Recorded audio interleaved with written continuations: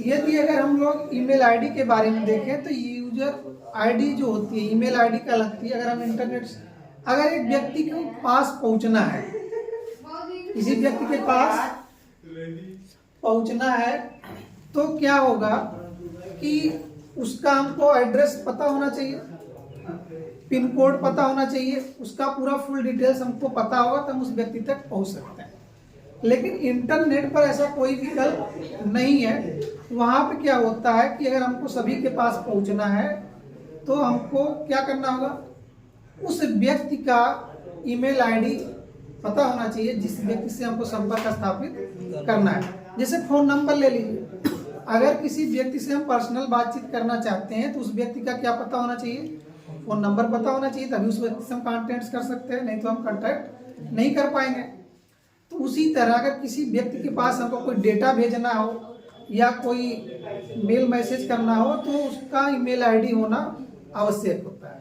तो email ID में कितने नाम जुड़े होते हैं यहाँ पे हम लोग देख लें। जैसे हम लोग यहाँ देखते हैं कि SSPITM जौनपुर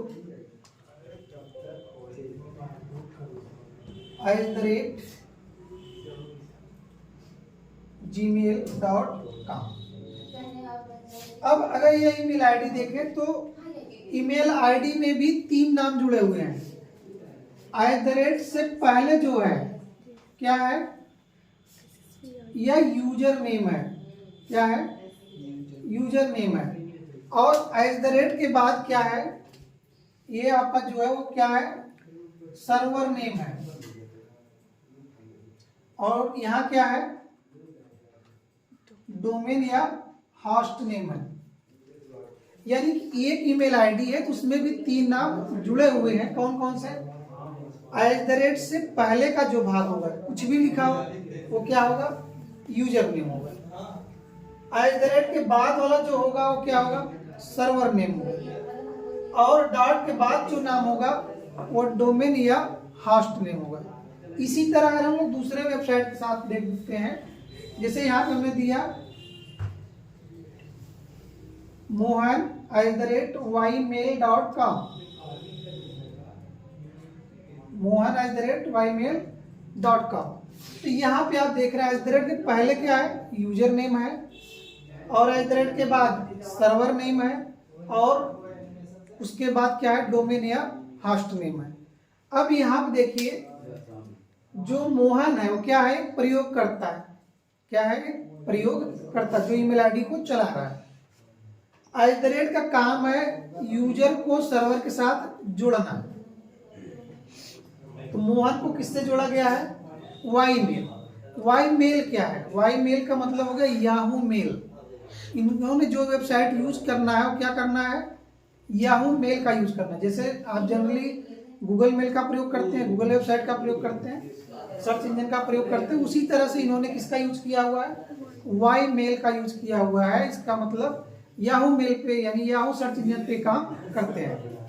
अब यहाँ पे जो .com दिया गया है, .com का मतलब हो गया इन्होंने इस होस्ट या डोमेन नेम का प्रयोग किया हुआ।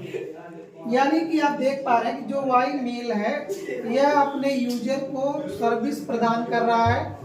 किस लिए, यूजर मेल को सर्विस प्रदान कर रहा है कि आप हमारे से जुड़ते हैं तो आपको हम इतना जीबी डेटा आपको रखने के लिए जगह देंगे।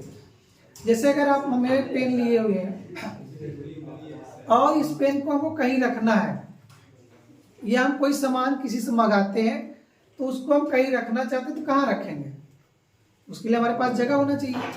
हालांकि जो इंटरनेट से हमारे पास मैसेज कोई भेज दिया या 10 पेज का मैटर भेज दिया या कुछ कोई वीडियो ऑडियो भेज दिया तो वो हम स्टोर कहाँ रखेंगे, तो हमारे पास जगह होना चाहिए इंटरनेट पे।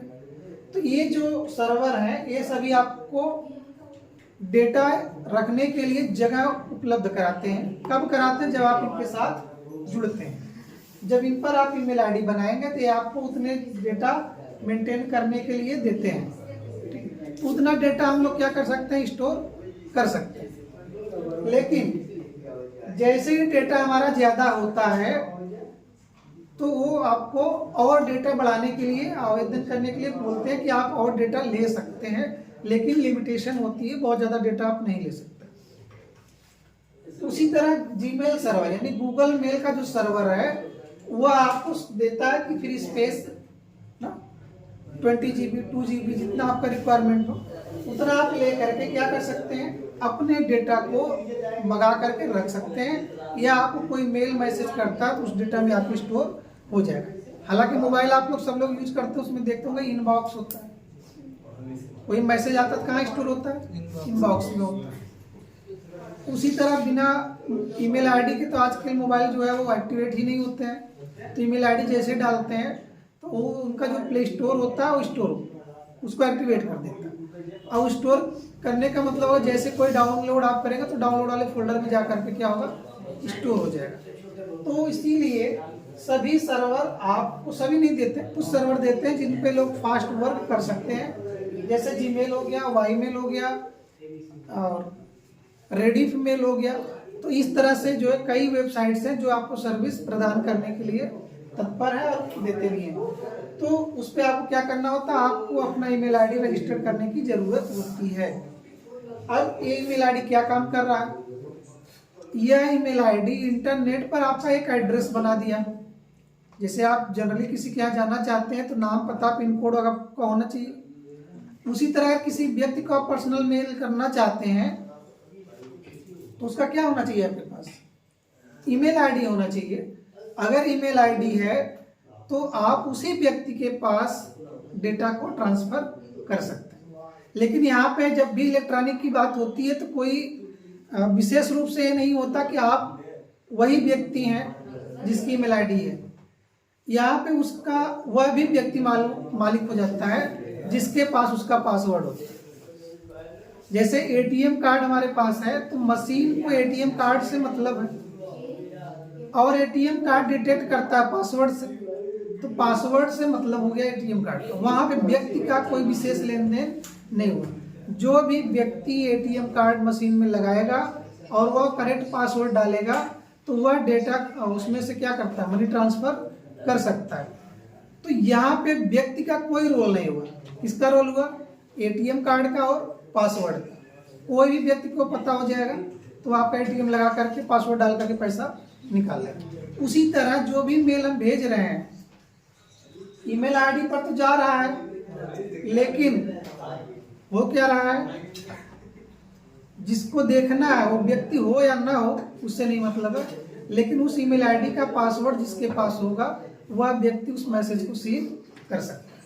अभी मोबाइल में हम कोई भी डेटा किसी को भेजे, कोई जरूरी नहीं वही व्यक्ति देख रहा हो जिसको हमने भेजा है।